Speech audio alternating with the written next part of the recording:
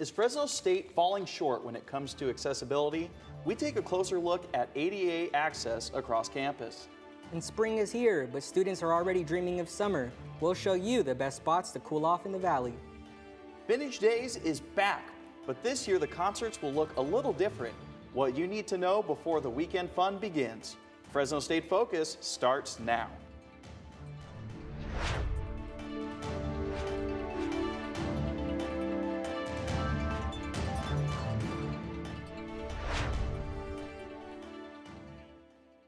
Hello, and thanks for joining us. I'm Raul Ramirez. And I'm Jarrett Smith. This is Fresno State Focus. We have a lot to cover in today's newscast. Going to Fresno State just got more expensive. After weeks of voting and discussions among the faculty and students, university approved a student fee increase of $495. Students, you better get that summer side gig. It will be added to fall tuition, generating over $11 million a year.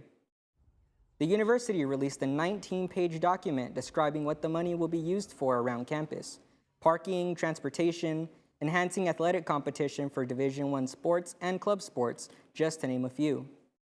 So with the $500 increase, I know it's going to be a little bit of a strain on our budgets, but there is a silver lining.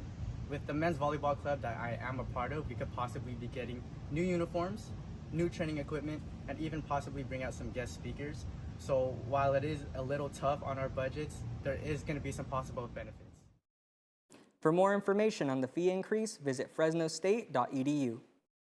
There is growing uncertainty on college campuses across the country because of recent changes to student visas.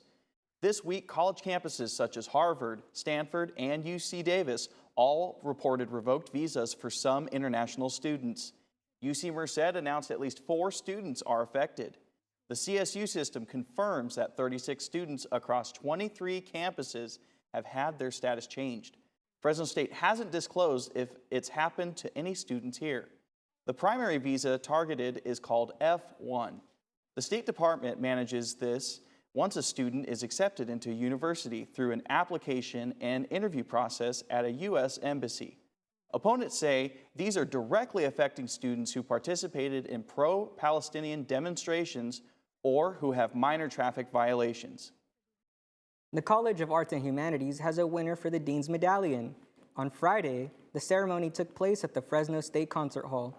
Each major in the College of Arts and Humanities had one student nominated for the award, and a familiar face represented MCJ. My co-anchor, Jarrett, was nominated. The winner of the medallion was Joshua Lohr for the Linguistics Department. Congratulations, Joshua. Even though Jarrett didn't win, the nomination still means a lot. To be picked as the student of distinction for MCJ, especially with the tumultuous journey I've had throughout college, it's awesome. Simple as that. The winners of the Dean's Medallion are now contenders for the President's Medal, which is the highest honor awarded to Fresno State's undergraduates. The Fresno State campus is a challenging place for students like me who don't have the same opportunities. Alexis Bruno shows us how the campus lacks Americans with Disabilities Act, or ADA accessibility. This is what Fresno State student Marcos Marquez has to put on every day. Marquez was born with cerebral palsy, which makes it hard for him to get around campus. I have trouble walking long distances, walking stairs. There's a lot of those on campus. Some classrooms are a real challenge for him. At Fresno State, the Leon and Pete Peters Educational Center doesn't have side railings for unsteady students, and they have steps that are too wide.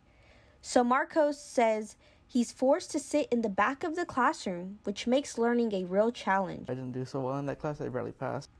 This class right here is accessible for those who use a wheelchair, but not for people like Marcos.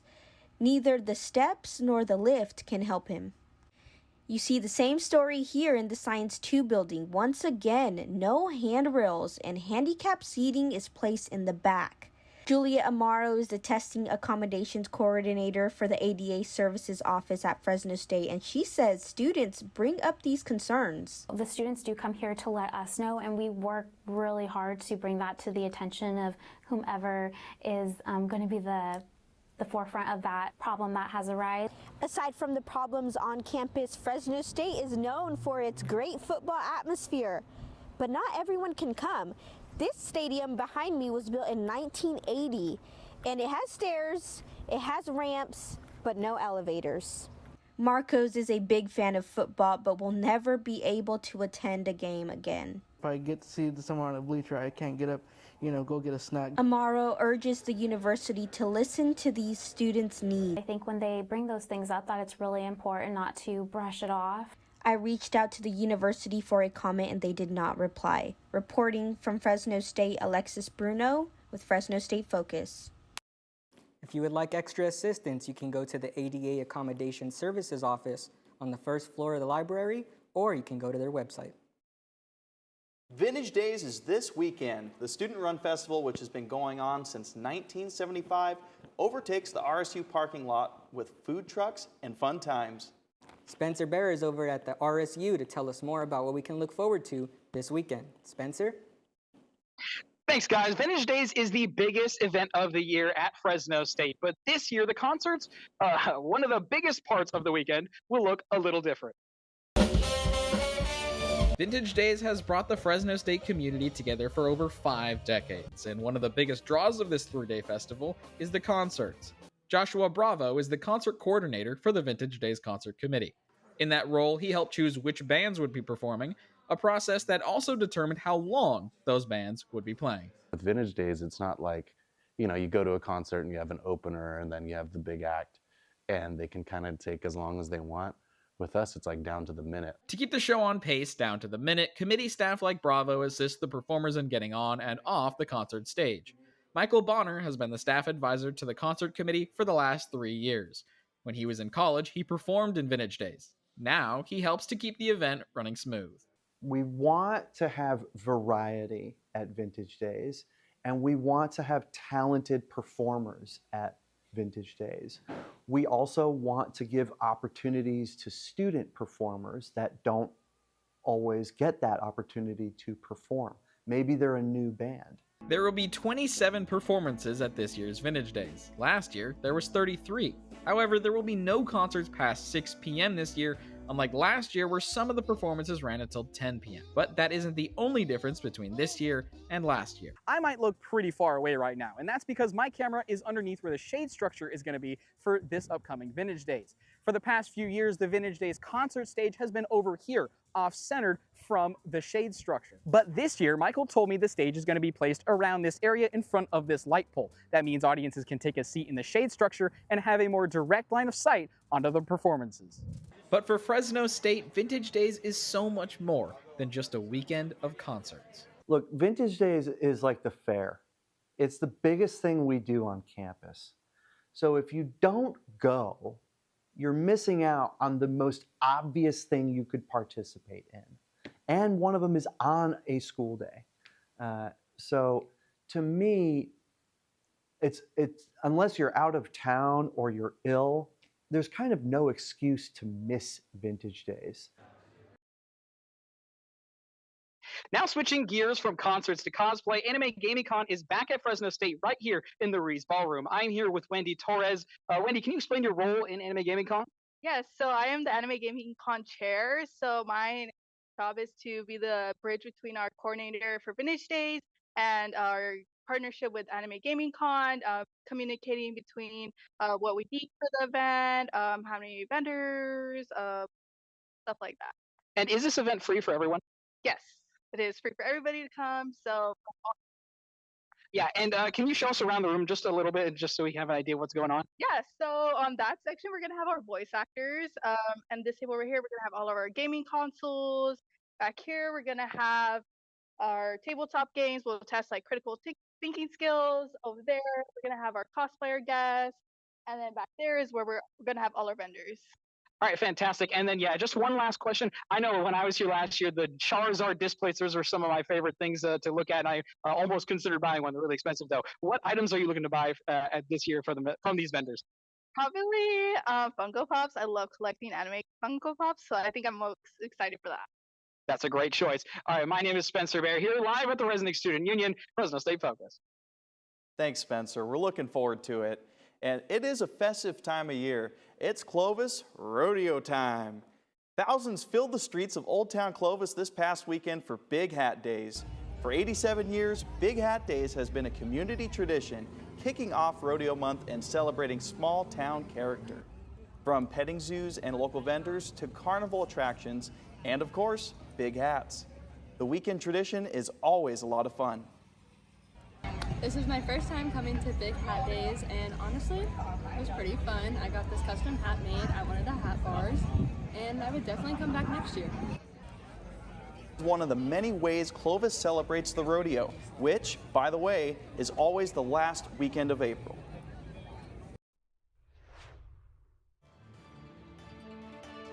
Leave no trace isn't just for camping. Why keeping our campus clean matters more than you think. Pro soccer in Fresno is down once again. Why the city can't seem to hold on to a team. Temperatures are starting to climb. Just how hot will it get this week? We'll have your full forecast coming up. At Fresno State, being bold means committing to something greater than yourself.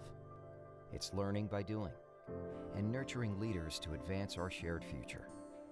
It's using research to create a better life for those around us and healing those who need us most. These are our stories, because at Fresno State, bold begins here.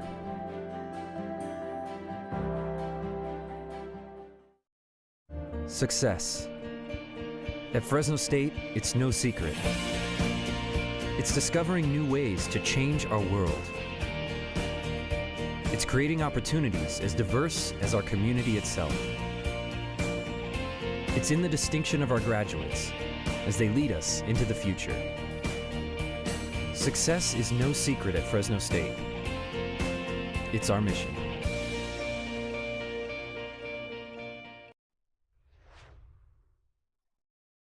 I'm Valentina Saldaña, and this is your Focus on Weather. Starting off with a look from the Resnick Student Union, as you can see, there is clear sunny skies across campus as students are making their way in and out of classes today. As for our national satellite, there's a lot going on the eastern side in the Greater Lakes region, some snow and rain. As for our western satellite, there's not a lot going on. As you can see on this side, it is looking very dry, but it won't be affecting us at all. So let's take a look at what will be those highs for today.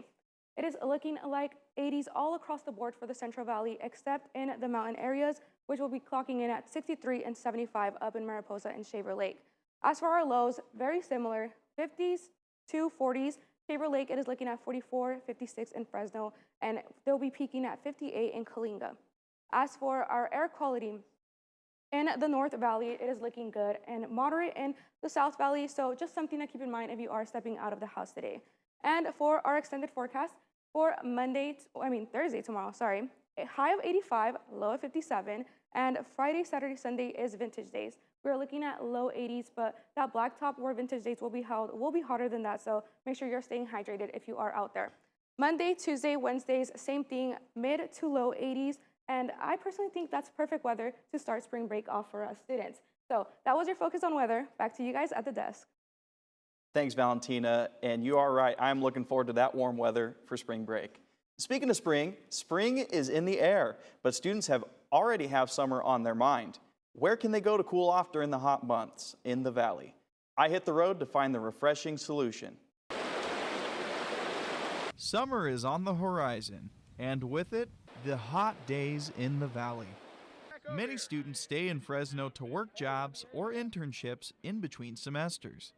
And especially for those who grew up out of town, beating the heat can be a challenge. The bad news is everything's 3 hours away, but the good news is everything's 3 hours away. So you can get to a lot of stuff, but not in a short amount of time. When I go on a hike, I have to carve out a whole weekend day for it. So that definitely takes the whole day when I plan to go there. So it is a little bit inconvenient. I'm here along the Kings River where the air is fresh and the water, it's cold. For Fresno State students, they may wonder, where can they beat the valley heat this upcoming summer? Fun in the sun is closer than you'd think. A brief 30-minute drive east takes you to Avocado Lake and Winton Park. With grills, picnic tables, and river access nearby, these places are great for a day trip with friends. Further up the road, Pine Flat Lake has plenty of shoreline access for swimming, fishing, and even boating. For the more adventurous, upstream of Pine Flat Lake provides many campsites along the pristine Kings River. With numerous campsites and trailheads, this area disconnects from the urban sprawl of Fresno and connects with nature. But to access these areas, high clearance two-wheel drive is necessary. From a quick drive to a full-on adventure, the Kings River has it all. And there's plenty of summertime fun to be had near Fresno. Fresno and the Central Valley has a lot to offer. People are just not aware of what we have to offer, and we're not too far from like a lot of the nice areas. Campsites along the river are first come, first served. If sites are taken, there are plenty of dirt pullouts along the river to stake your claim. When you're heading out camping, remember to always pick up your trash. We need to remember that here on campus too. Waste disposal is an important service that helps to keep our campus clean. Joseph Joyce shows us how it all works.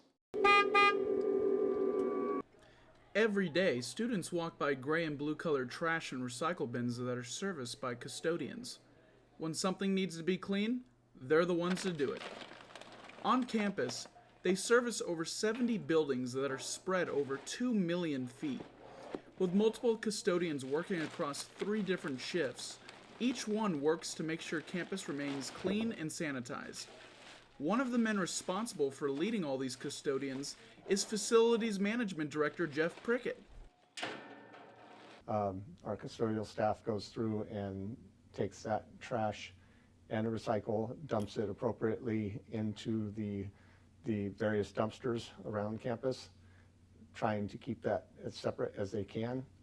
Right now, I'm currently behind the library at the dumpsters, where this, along with 40 other dumpsters scattered around campus, are serviced every single day by over 60 custodians. They fill up these with trash bags to keep campus squeaky clean. It's hard work, but it does need to be done every day. After the garbage is thrown in a dumpster, it stays there until it gets picked up in the morning and taken to a waste management facility.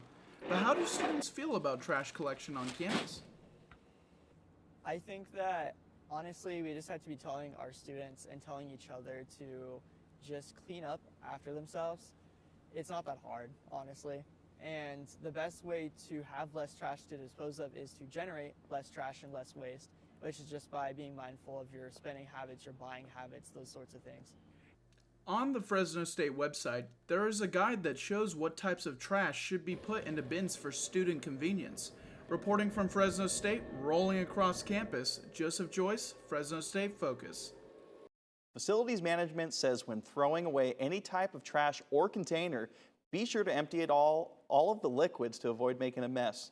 For more tips, check out Joseph's story on the Fresno State Focus website. Every year, students and professors in the Media Communications and Journalism department come together for a picnic. This past Saturday was no exception as we all got together at O'Neill Park, right off Barstow Avenue. There was a friendly game of giant Jenga, there was cornhole, volleyball, and kickball.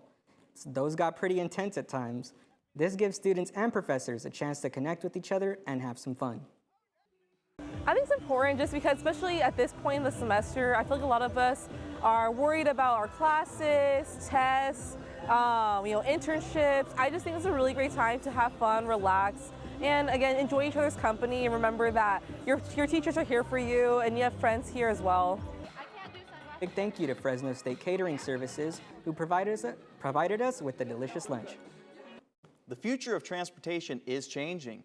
Fresno State's Railroad Model Competition is a chance for K-12 students to shape that future. Last Saturday at the Satellite Student Union, students designed railroad tracks based on regions in the southwestern U.S.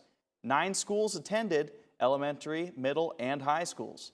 They were judged based on their research designs and on their operation of the model. Students at Fresno State have access to an abundance of clubs, and now an official skateboarding club could be coming to Fresno State. I sat down with the club's founder to learn more about what students can expect from the club and how they're bringing new life to Fresno skate culture.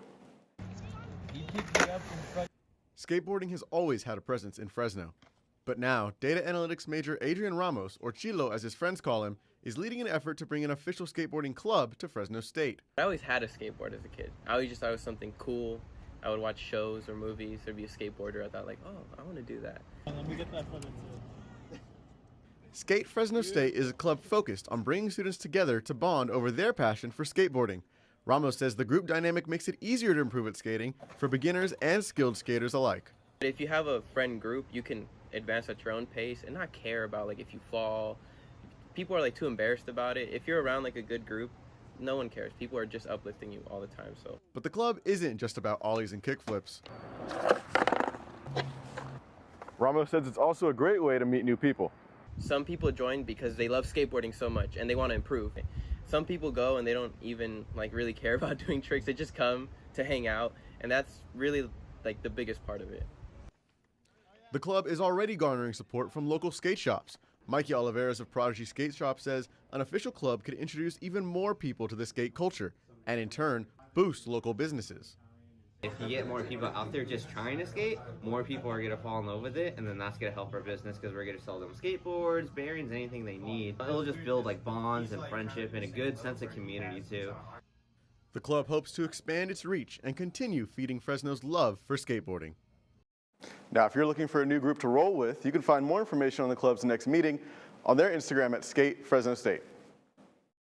Professional soccer in Fresno has had many ups and downs in the past decade, and now the city is without a pro club for the third time since 2017. As the curtain rises on a new season, Fresno will once again have to go about it without a professional soccer club. After a last place finish to the season, CV Fuego's front office dropped their pro status and joined the amateur fourth tier of U.S. soccer in January of this year. Milton Blanco, a Buchanan High grad and former MLS player, also played for the Fuego and currently coaches UPSL club Valley FC in Fresno. We had Fresno FC, which I was a part of, and we also had the Fresno Fuego, which I was also a part of. Could things have been done better? Yes, but at least those groups provided that opportunity for the local talent. This inconsistency has led to some doubt from the locals, but there is still a sense of hope in the Valley air. It might just be a simple toy, but it's united so many communities all around the world, Fresno included, who wants to cheer for its people and see them succeed. Will it ever get the lucky bounce it needs with another pro club, or have they been kicked to the curb for good? Eric Canela is only one of two goalkeepers to play matches for both Fuego and Valley FC. He's always spoken highly of the local soccer scene and their support. If you've ever been to a game, you could feel the love and peace around all the people that just want to love soccer and watch it and enjoy their time. And I think it just brings everyone together, and that's what we're missing in this community. Valley FC plays its home opener this Saturday at Keith Tice Park, while the Fuego wrap up a 3-game homestand on Sunday. For more information, visit FresnoStateFocus.com.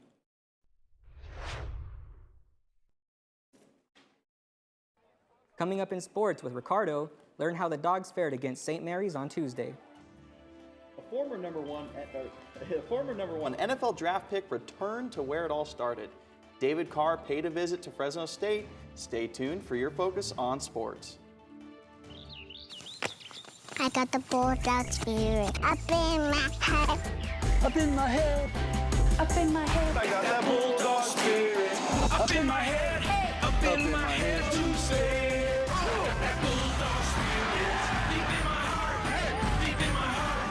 Deep in my heart. Got that bulldog spirit deep in my heart. Deep in my heart to stay. I got that bulldog spirit.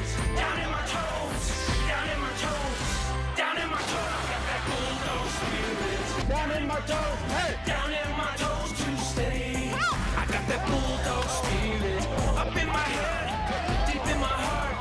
Down in my toes. I got that bulldog spirit. All over me. All over me to stay. I got that bulldog spirit. Deep in my heart. Deep in my heart. Deep in my heart. I got that bull. I'm Ricardo Lazar with your focus on sports. Fresno State baseball heads on the road to take on San Diego State. That series will be the only series between the Bulldogs and the Aztecs. Let's take a look at how the Bulldogs did against St. Mary's yesterday.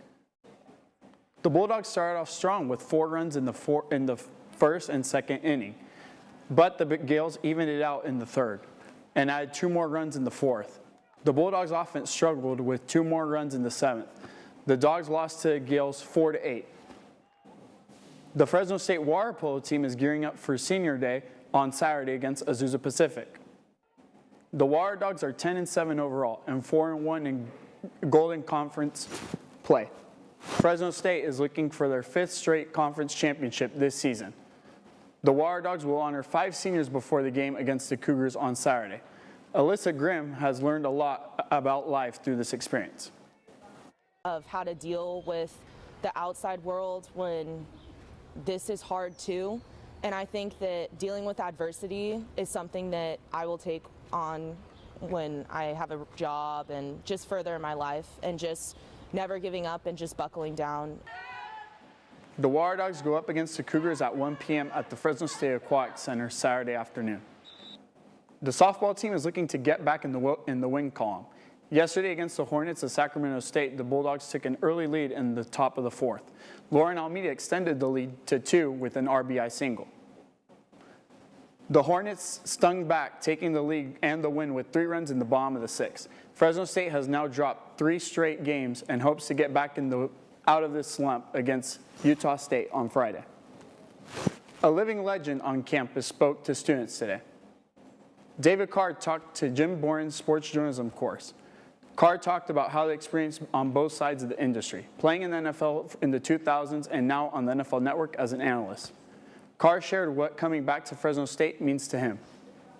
It's been a while since I've been back on campus, but it was great to be able to talk to you guys and the young journalists. And it's just, I can understand that you guys obviously are passionate about what you do. And students were given the opportunity to ask questions and even take pictures with Carr. Bulldog football is a family. Our very own Roland Fluid is joined with a quarterback looking to find success in a brand new offense. Roland? Thanks, Ricardo. Today here with me is quarterback Joshua Wood, one of the returning quarterbacks. We know you had 6 touchdowns rushing and 1 touchdown passing.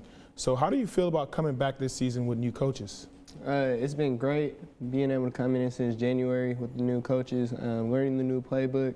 All the guys, they feel great to be with them and just learning day by day.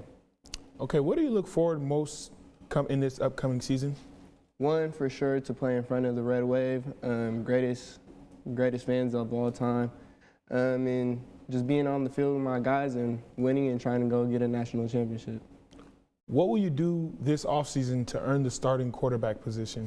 Most definitely be in the film room with our OC/QB coach, Davis, and just being able to look back at all of our spring film and see what I need to fix up.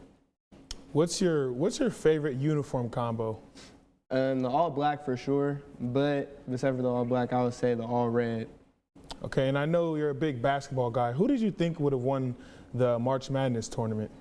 Cooper Flag and the Duke Devils. Okay, thank you for coming on the show today, Josh.